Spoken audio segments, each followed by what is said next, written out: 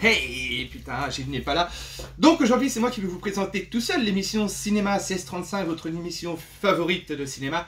Et quel bonheur que Gilles ne soit absent. Bonjour à tous, et ben nous voilà réunis pour une nouvelle émission. C'est parti. C'est parti.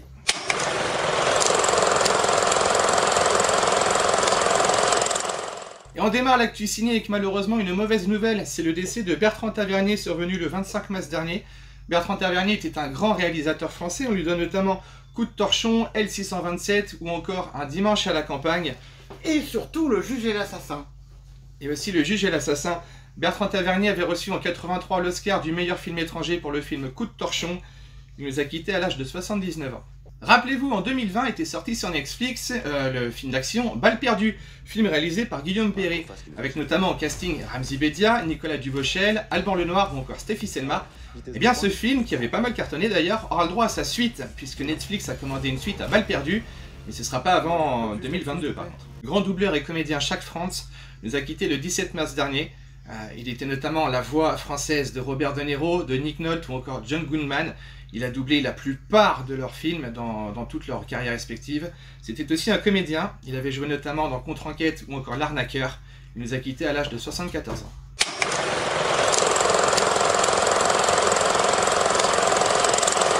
Et on continue l'émission Cinéma 1635 avec maintenant les sorties Netflix. Et je vous ai sélectionné 3 films. Le premier c'est Love and Monster de Michael Matthews avec Dylan O'Brien, Jessica Henwick et encore Michael Rooker. L'histoire nous raconte que 7 ans après avoir survécu à une apocalypse et une invasion de monstres, notre protagoniste part à la recherche de son ex-fiancé. A-t-elle survécu? Nous ne savons pas, ce sera le grand mystère de ce film. Très bon petit film et ça sort le 14 avril. Et on continue les sorties Netflix avec le film Thunder Force de Ben Falcon avec Melissa McCarthy, Octavia Spencer et Jason Bateman. Après l'invention d'une formule donnant des super pouvoirs aux gens ordinaires, 2 amis d'enfance vont s'allier pour braver le crime. Alors on est sur une comédie, si vous connaissez Melissa McCarthy, vous voyez de quoi je parle, et ça sort le 9 avril. Et on termine la rubrique avec le film Night of Paradise de Park Eun-joong. Alors qu'il se cache sur l'île de Jeju, un truand à laquelle sa vie est mise à prix est recherché, il va se lier d'amitié avec une femme en proie avec ses propres démons. Ça sort le 9 avril sur Netflix et c'est noté dans vos agendas.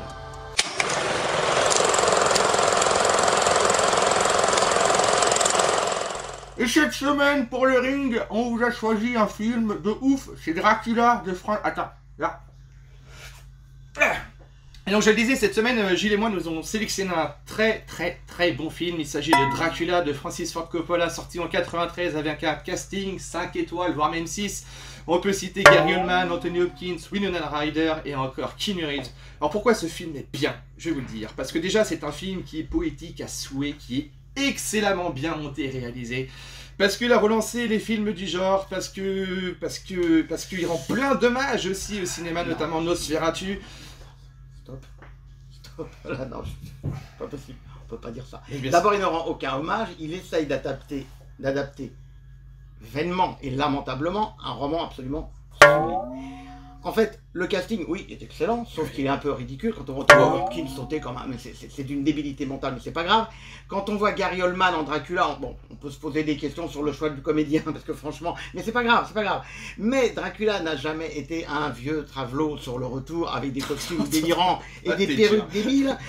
Dracula n'a jamais maudit les gens, les femmes qu'il mord, jamais. Dracula n'est pas un monstre de loup-garou pendant la moitié du film. Et enfin, surtout, Dracula n'est pas suicidaire. C'est un personnage qui s'assume pleinement. De toute façon, il s'en fout, il est complètement. Ben justement, il n'est pas suicidaire. Or, là, il en fait une espèce de personnage vil, mauvais. Il est torturé. Mais Dracula n'est pas torturé. Et Dracula n'est pas amoureux. L'histoire d'amour... Alors, effectivement, le roman, il essaye de le suivre. Sauf que l'histoire d'amour, la journée, là, dans les rues de Londres, ça n'existe pas. Ça, il a trouvé ça dans le film de Avec Lugosi. Il s'est dit, tiens, j'ai rajouté un petit truc. C'est débile. Dracula, ça n'est pas ça. Et ce qui est très grave, très grave, c'est que ce film est considéré comme l'étalon du film de Dracula. Mais pas du tout. C'est tout sauf Dracula. Mais bien sûr. Et je vais même te dire, et d'autant plus c'est un très bon film parce qu'il est sorti en 93, je le rappelle. Et Coppola, pour faire ce film, sachez que 80% du film, tous les effets spéciaux du film ne sont pas faits par ordinateur. Et ça ne se fait plus. Et ça, c'est bien. Mais oui, mais c'est ce qui donne encore plus de charme et de charisme. Je vous demande de vous arrêter. En plus, ce qui est grave, c'est marqué Dracula's Bram Stoker. Ça, c'est dramatique. Comment tu as dit? Bram Stoker. Il parle de Bram Stoker. Or, Bram Stoker, ça n'est pas ça. Il n'a pas fait un roman avec un personnage aussi lamentable que celui-là. Donc, le Dracula, je ne parle pas du film en tant que tel, je ne parle pas de la mise en scène de Coppola, qui est un très grand metteur en scène. Et pour cause, il vient de chez Roger Corman, donc ça, il ne peut être que bon. Mais c'est un film lamentable. Je veux dire, c'est dramatique, c'est horrible, c'est dégueulasse.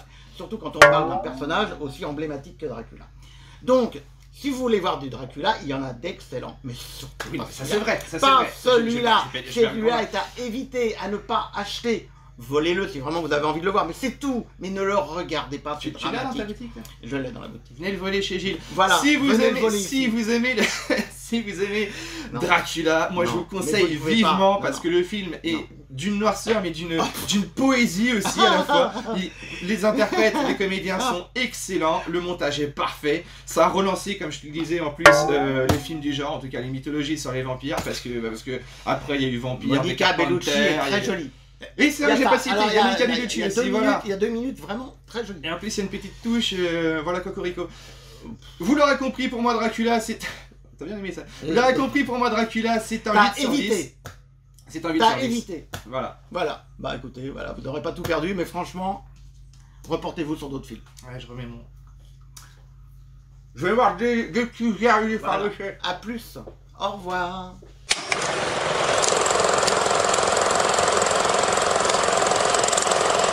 Alors cette semaine, je vais vous parler du prolongement de la collection pour enfants sortie chez Artus, qui s'appelle L'année tchèque. Alors L'année tchèque, c'est un film du tchécoslovaque Jiří Trnka, difficile à prononcer.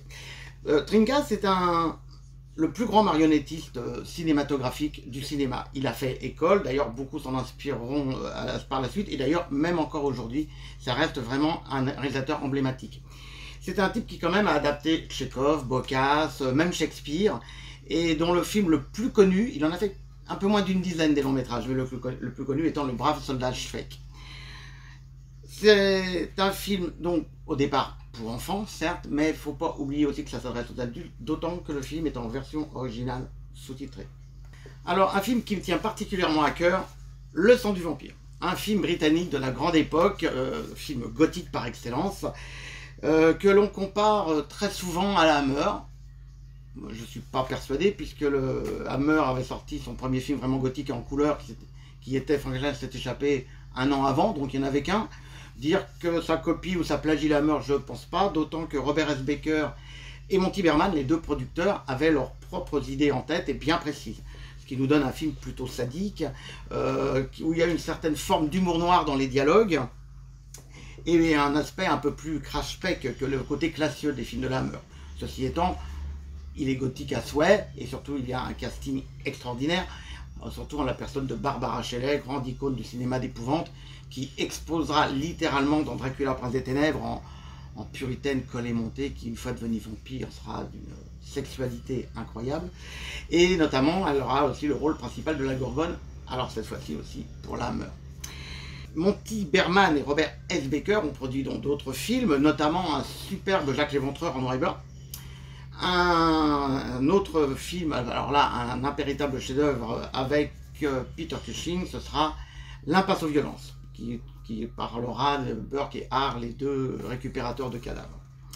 Ce film, particulièrement bien écrit par Jimmy Sangster, qui va devenir lui alors le grand spécialiste scénaristique de la Hammer, nous propose un scénario superbe, hyper bien fait, avec quelques petits clins d'œil au Dracula de Bram Stoker, et qui va inspirer étonnamment la fin des Yeux sans visage du film de Georges Franju. Un très très très beau film, si vous aimez le gothique d'épouvante, faut surtout pas le rater. Et pour finir, un livre très peu connu, parce que encore une fois c'est un conte d'auteur, qui s'appelle Merveilleux cinéma des années 30. Très difficile à trouver, mais une richesse incroyable. Si vous aimez le cinéma français de cette période, c'est extraordinaire, c'est magnifique au niveau du texte, c'est magnifiquement illustré par Claude Bertrand-Denis, un type qui a une collection faramineuse d'affiches et de photos. Un livre, pardon, à ne surtout pas rater. Ça y est, t'as fini tes conneries? Ça y est.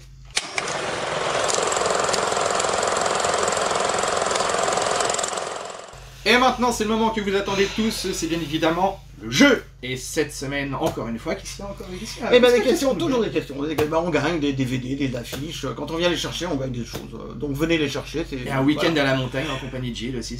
Alors ça serait super pour vous, mais non, là, non, c'est trop cher. En revanche, si vous répondez à ces 3 questions, vous allez gagner des DVD ou des affiches. Je vous ai parlé d'un film, donc je vous ai parlé du vampire, avec une actrice magnifique qui est morte cette année, en début d'année. De qui s'agit-il? Elle a été aussi, elle a tenu un rôle emblématique très important dans un film de la Hammer auprès de Peter Cushing et Christopher Lee. Quel titre?